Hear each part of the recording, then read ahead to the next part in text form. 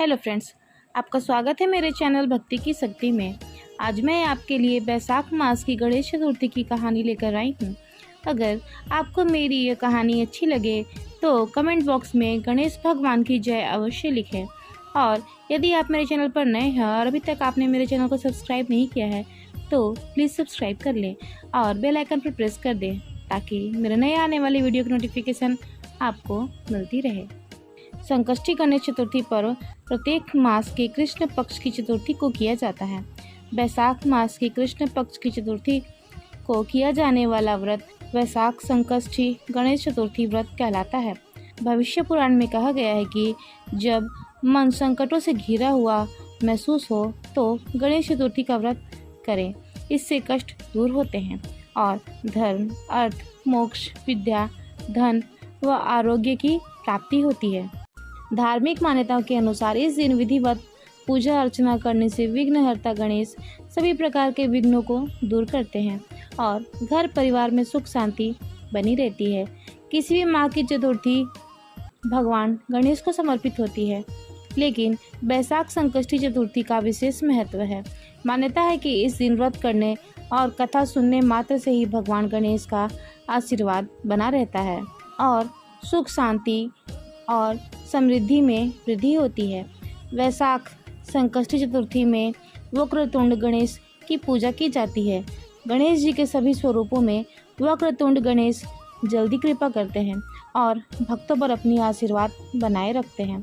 ये तिथि प्रथम पूज्य देव भगवान गणेश को समर्पित मानी जाती है। इस दिन व्रत रखा जाता है और भगवान गणेश की विधि विधान से पूजा अर्चना की जाती है। संकष्टी चतुर्थी गणेश पूजा की कथा। एक बार माता पार्वती ने गणेश जी से पूछा कि हे गणेश, वैशाख मास के कृष्ण पक्ष की जो संकटा नामक चतुर्थी आती है उस दिन किस गणेश का किस विधि से पूजा करना चाहिए और उस दिन भोजन में क्या ग्रहण करना चाहिए।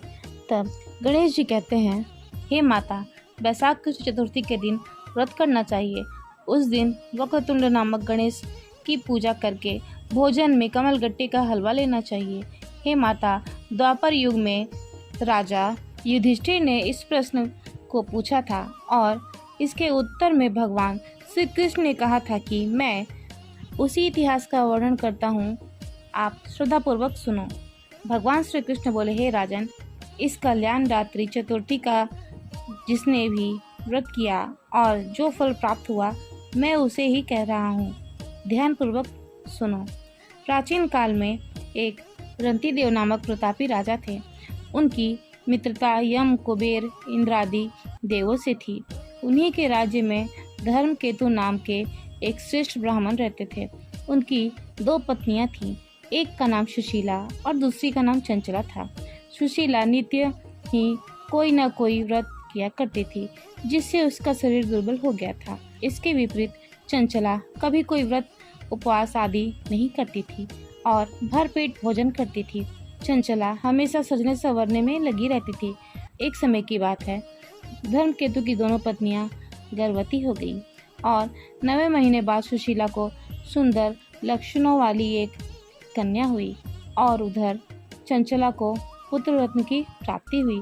चंचला सुशीला को बार बार ताना देने लगी, अरे सुशीला, तूने इतने व्रत उपवास करके शरीर को जर्जर बना डाला, फिर भी एक कृष्णकाय कन्या को जन्म दिया।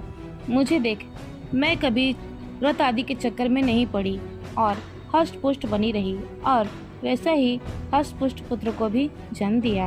अपनी सौत के व्यंग का बाण सुशीला के हृदय में चुभने लगा। वह विधिवत भगवान गणेश की उपासना करने लगी। जब सुशीला ने भक्ति भाव से संकटनाशक गणेश चतुर्थी का व्रत किया तो रात्रि में वरदायक गणेश जी ने सुशीला को दर्शन दिए। भगवान गणेश ने कहा, हे सुशीला, तेरी आराधना से मैं अत्यधिक प्रसन्न हूँ। मैं तुम्हें वरदान दे रहा हूँ कि तुम्हारी कन्या के मुख से निरंतर मोती और मूंगा प्रवाहित होते रहेंगे। इससे तुझे सदा प्रसन्नता होगी। हे पुत्री, तुझे वेद शास्त्र ज्ञाता एक पुत्र भी होगा। इस प्रकार का वरदान देकर गणेश जी वहाँ से अंतर्ध्यान हो जाते हैं। वरदान प्राप्ति के बाद उस कन्या के मुख से सदा मोती और मूंगे झड़ने लगे। कुछ ही दिनों बाद सुशीला को एक पुत्र हुआ। कुछ दिनों बाद धर्मकेतु का स्वर्गवास हो गया। उसकी मृत्यु के बाद चंचला घर का सारा धन देकर दूसरे घर में जाकर रहने लगी, परंतु सुशीला अपने उसी घर में रहकर अपने पुत्र और पुत्री का लालन पालन करने लगी। उस कन्या के मुख से मोती मूंगा गिरने के फलस्वरूप सुशीला के पास थोड़े ही समय में बहुत सारा धन एकत्रित हो गया। इस कारण चंचला को उससे ईर्ष्या होने लगी। एक दिन हत्या करने के उद्देश्य से चंचला ने सुशीला की कन्या को कुएं में ढकेल दिया। उस कुएं में गणेश जी ने उसकी रक्षा की और वह बालिका सकुशल अपनी माता के पास लौट आई। उस बालिका को जीवित देखकर चंचला का मन उद्विग्न हो उठा। वह सोचने लगी कि जिसकी रक्षा ईश्वर करते हैं उसे कौन मार सकता है। उधर सुशीला अपनी पुत्री को पुनः प्राप्त कर प्रसन्न हो गई। पुत्री को सीने से लगाकर उसने कहा, श्री गणेश जी तुझे पुनः जीवन दिए हैं, अनाथों के नाथ गणेश जी हैं। चंचला आकर उनके पैरों में नतमस्तक हुई। उसे देख सुशीला के आश्चर्य का ठिकाना न रहा। चंचला हाथ जोड़कर बोली, हे बहन, मैं पापिन हूँ और दुष्टा हूँ, तुम मेरी अपराधों को क्षमा करना। आप दयावती हैं, आपने दोनों कुलों का उद्धार किया है। जिसका रक्षक देवता होता है उसका कोई कुछ नहीं बिगाड़ सकता। जो लोग संतों एवं शुद्ध पुरुषों का दोष देखते हैं वे अपनी करनी से स्वयं नाश को प्राप्त होते हैं। इसके बाद चंचला ने भी उस कष्ट निवारक पुण्यदायक संकष्टी नामक गणेश जी के व्रत को किया। श्री गणेश जी की कृपा से उन दोनों में परस्पर प्रेम भाव स्थापित हो गया। जिस पर गणेश जी की कृपा होती है उसके शत्रु भी मित्र बन जाते हैं। सुशीला के द्वारा संकट नाशक गणेश व्रत किए जाने के कारण उसकी सौत चंचला का हृदय परिवर्तित हो गया। श्री गणेश जी कहते हैं कि हे माँ, पूर्व काल का पूरा वृतांत मैंने आपको सुना दिया। इस लोक में विघ्न नाशक और कोई दूसरा व्रत नहीं है। भगवान श्री कृष्ण कहते हैं, हे धर्मराज, आप भी विधि पूर्वक गणेश जी का व्रत करिए।